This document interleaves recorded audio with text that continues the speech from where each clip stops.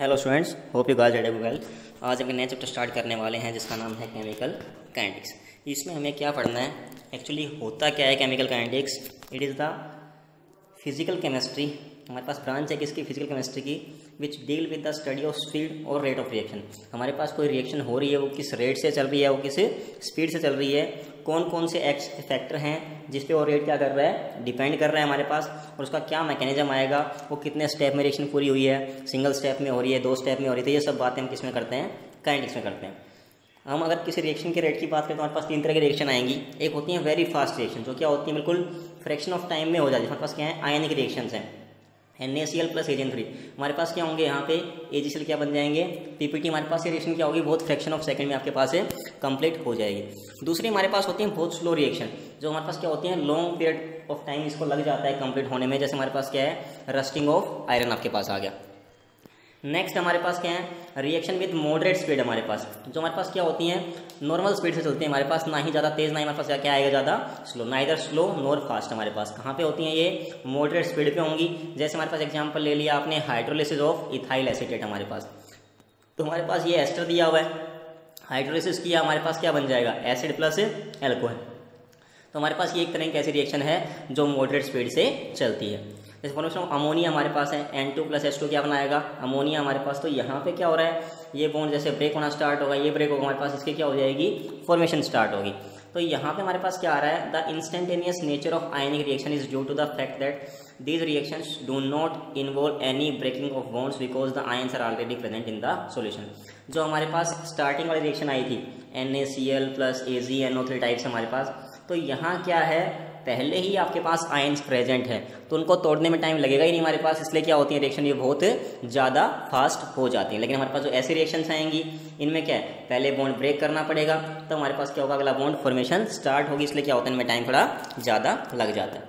तो हमें एक वर्ड यहाँ पे आया तो हमें पढ़ना है, रेट ऑफ रिएक्शन क्या होता है। इसको हम ROR से बोलते हैं, कुछ भी नहीं है, change in the concentration of any one of reactant या प्रोडक्ट पर यूनिट टाइम।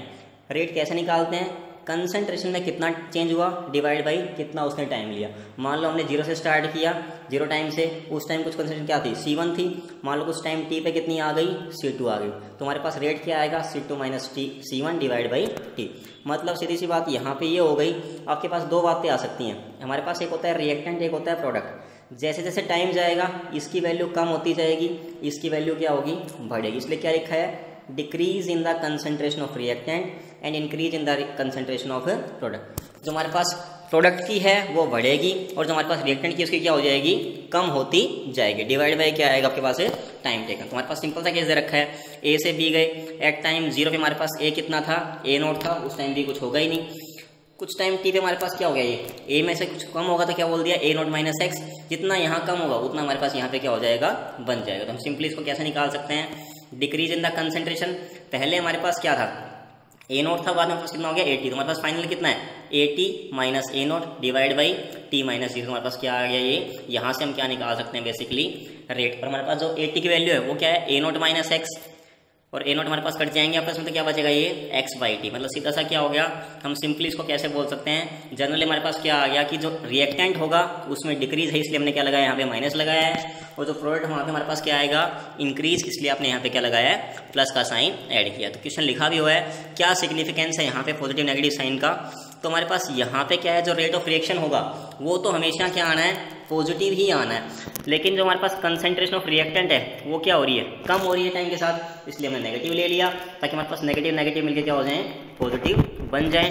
और जो हमारे पास प्रोडक्ट वाले केस में है उसमें तो क्या आएगा, पॉजिटिव ही आ जाएगा। तो कैसे हमें निकालना है, बिल्कुल सिंपल है। जैसे इक्वेशन दे रखी है PCl5 PCl3 + Cl2, तो जो रेट ऑफ रिएक्शन हमारे पास आएगा, क्या बताया था, डिक्रीज आएगा किसमें, रिएक्टेंट। तो हमारे पास क्या है, इसमें क्या आएगा, डिक्रीज तो क्या लगा दिया, माइनस का साइन, डेल्टा PCl5/डेल्टा T, इसमें प्लस आएगा, इसमें प्लस आएगा। तो हमारे पास सिंपली इनको हम क्या कर सकते हैं, यहाँ से आप rate of reaction easily calculate out कर सकते हैं। यूनिट कैसे निकालेंगे, यूनिट हमारे पास क्या होती है, कंसंट्रेशन डिवाइड बाई टाइम। तो हमारे पास ऊपर आया था कंसंट्रेशन, नीचे क्या आया था, टाइम। ये कैसे निकालते हैं, मोल पर लीटर में, टाइम किसमें निकालते हैं, सेकंड यूनिट हमारे पास क्या आ गई, मोल पर लीटर पर सेकंड। अगर हमारे पास कोई गैस दे रखी है उसमें कैसे निकालेंगे, तो गैस वाले केस में कैसे निकालते हैं, प्रेशर डिवाइड बाई टाइम। तो हमारे पास प्रेशर क्या हो गया, ATM हमारे पास यूनिट होती है पर सेकंड। अब यहाँ हम बात करते हैं types of rate of reaction की। तो हमारे पास 2-3 तरह के टाइप आएंगे। पहला है आपके पास एवरेज। एवरेज से आप समझ गए होंगे, इसमें कुछ नहीं करना हमें, जो रेट ऑफ रिएक्शन होगा वो कांस्टेंट तो रहना नहीं है हमारे पास। तो क्या होगा, because the amount of reactant क्या होगी, डिक्रीज करती जाएगी, लेकिन जो प्रोडक्ट हमारे पास क्या करेगी, इंक्रीज करेगी विद रिस्पेक्ट टू टाइम।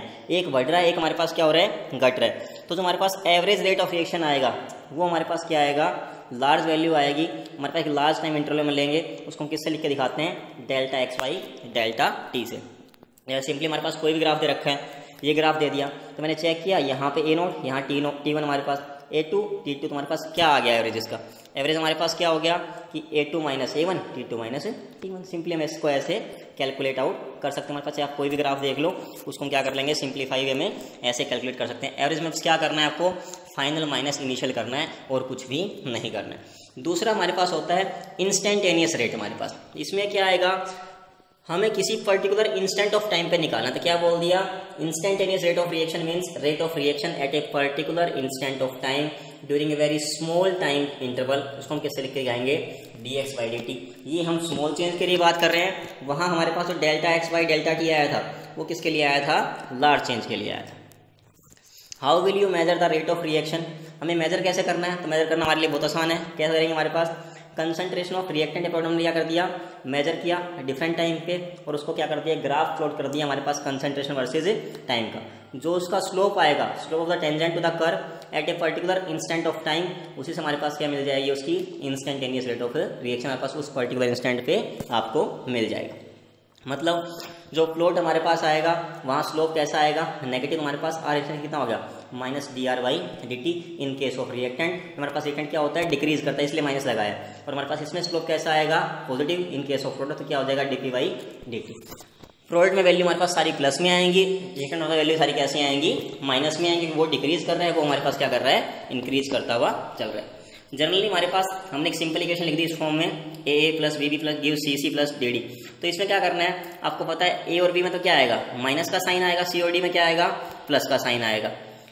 यहाँ पे delta A by delta T, delta B by delta T हमारे पास, सी बाई डेल्टा टी हमारे पास, डी बाई डेल्टा टी। जो कोफिशिएंट दे रखे हैं हमारे पास ए बी सी डी, वो कहाँ चले जाएंगे हमारे पास है इसके डिनोमिनेटर में हमारे पास क्या हो जाएंगे, उससे आपको क्या करना है, डिवाइड करते हुए चलना है। तो क्वेश्चन देखो हमारे पास, जैसे ये क्वेश्चन दे दिया, इसमें हमारे पास रेट ऑफ फॉर्मेशन दे रखा है एनओ का, हमें क्या निकालना है, ये 2-3 चीज़ें निकालनी है। तो हमारे पास सिंपली यहाँ से इक्वेशन क्या बनने वाली है वो आप बना सकते हो, क्या आएगी, -1/4 del H N ammonia divide by D T, -1/5, इसमें +1/4 हो जाएगा, इसमें कितना आएगा 1/6। तो हमें इसी के अकॉर्डिंग आंसर निकालना है। इसने क्या पूछ लिया, rate of disappearance of ammonia. तो अमोनिया हमारे पास क्या आएगा, -1/4 DNS3 बाई डी टी आ जाएगा हमारे पास, डी टी भी करना है इसको साथ में, डिवाइड बाई डी टी। ठीक है, अगला हमारे पास क्या पूछा है, फॉर्मेशन ऑफ वाटर। आप ये भी निकाल सकते हो, वाटर हमारे पास क्या आएगा, 1/6 हो जाएगा। इन वैल्यूज को पुट करके हमारे पास क्वेश्चन सिंपल दे रखा है, हमें दोनों को इक्वेट करेंगे, वहाँ पे एनओ की वैल्यू पुट करेंगे, तो इस टर्म्स में इसका हम आंसर निकाल सकते हैं। बट ट्राई करना, आप लोग नहीं आए तो मैं नेक्स्ट क्लास में ये करवा दूंगा, आप बोल सकते कमेंट सेक्शन में। A reactant concentration with respect to time is given, हमारे पास दे रखा है। इनिशियल रेट निकालना है, कुछ नहीं होता, रेट हमारे पास क्या होता है, डीसी बाई डी टी। क्या कर दो इसका सिंपल डिफरेंशिएशन हमारे पास, तो क्या हो जाएगा, मैं थोड़े बच्चे कर लेंगे आराम से। कॉन्स्टेंट का क्या होता है 0, इसका क्या हो जाएगा 30t⁻0 -2 × 2t। हमारे पास फार्मूला क्या होता है, ये फार्मूला हमारे पास आएगा, कोई पावर n है, पावर आगे आ जाएगी और x की पावर क्या हो जाती है एक कम। तो हमारे पास यहाँ पे 2 आ गया है, तो कितना हो जाएगा 2 × 2 4, और t हमारे पास पावर यहाँ 2 है, तो यहाँ कितनी आ जाएगी 1। तो हम यहाँ से वैल्यू निकाल सकते हैं। इनिशियल निकालना हो, t कितना रख दो हमारे पास 0, तो कितना आ जाएगा 30 मोलर/सेकेंड। अगला हमारे पास रिएक्शन दे रखी है, rate of disappearance of H2 में दे रखा है, ए का HI का निकालना है। दोनों को कंपेयर कर लो हमारे पास विद द सेम रूल, यहाँ से हम आंसर निकाल सकते हैं। नेक्स्ट आपके पास क्या आ गया, फैक्टर अफेक्टिंग कौन कौन से हैं रेट ऑफ रिएक्शन को। तो हमारे पास यहाँ पे क्या क्या आएंगे, पहला है नेचर ऑफ रिएक्टेंट। हमारे पास 2 रिएक्शन दे रखी हैं, दोनों ऑलमोस्ट आपको सेम दिख रही हैं। 2NO है, यहाँ 2CO है, O2 है, O2 है, यहाँ क्या मिल रहा है 2NO2, यहाँ क्या मिल रहा है आपको 2CO2। लेकिन पहली है फास्ट, दूसरी हमारे पास स्लो है। तो हमारे पास क्या बोल दिया कि रिएक्शन सिमिलर दिख रही है, बट पहली फास्ट है तो हमारे पास क्या है slow, because different amount of energy are required for the breaking of different type of bond.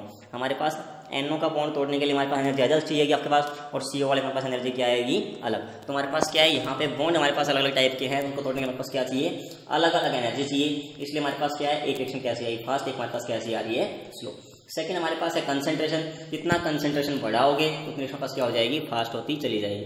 Third हमारे पास टेम्परेचर, सेम यहाँ भी वही चीज़ है, जितना आप T बढ़ाओगे उतना हमारे पास रेट बढ़ जाता है और नियरली हर 10 डिग्री पे रेट हमारे पास क्या हो जाता है, नियरली डबल भी हो जाता है। कैटलिस्ट आप पढ़ चुके हो हमारे पास, कैटलिस्ट मोस्टली हमारे पास क्या करता है, रिएक्शन को स्पीडअप करने के लिए यूज़ करते हैं। तो जितना रेट हमारे पास कैटलिस्ट आएगा उससे हमारे पास रिएक्शन क्या हो जाएगी, फास्ट हो जाएगी। सरफेस एरिया हम पढ़ चुके हैं सरफेस केमिस्ट्री में, जितना सरफेस एरिया ज़्यादा होता है उतनी हमारे पास रिएक्शन क्या हो जाएगी, फास्ट हो जाएगी।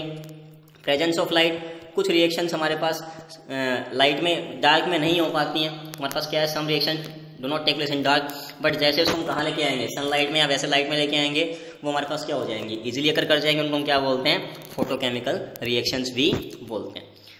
तो ये हमारे पास कुछ बेसिक बातें थी चैप्टर की। आगे हम स्टार्ट करते हैं इसमें रेट लॉ एक्सप्रेशन, और इसको हम क्या बोलते हैं, हमारे पास यहाँ पे टर्म आएगी ऑर्डर ऑफ इक्वेशन। तो लॉ ऑफ मास एक्शन आपका पढ़ा हुआ है, बहुत सिंपल सी चीज़ है। कोई क्वेश्चन ऐसे दे रखी है, ए प्लस बी गिव सी सी, तो रेट जो होता है किस पे डिपेंड करता है, कंसंट्रेशन ऑफ रिएक्टेंट। तो हमारे पास यहाँ क्या आएगा, ए की पावर ए, बी की पावर बी।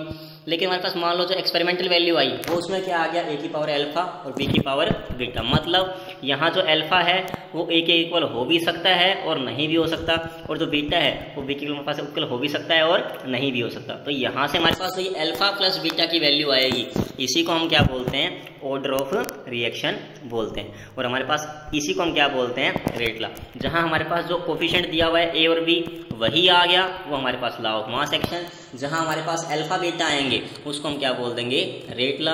यहाँ पे जो के हमारे पास आया इसको हम रेट कांस्टेंट, वेलोसिटी कांस्टेंट या स्पेसिफिक रेट कांस्टेंट कुछ भी बोल सकते हैं। इसको डिफाइन कैसे करोगे, जब हमारे पास कंसंट्रेशन दोनों क्या हो गई, ये भी हमारे पास क्या आ गया, 1 आ गया, ये भी कितना आ गया 1, तो हमारे पास रेट क्या हो जाएगा, के इक्वल तो क्या लिखा हुआ है, रेट कांस्टेंट में भी defined as the rate of reaction. कब, जब हमारे पास जो कंसंट्रेशन है मोलर वो कितनी हो जाए, आपके पास 1 हो जाए, यूनिटी हो जाए। तो आपको ये कंटिन्यू करना है हमारे पास chapter. Till take care, stay blessed, stay at home.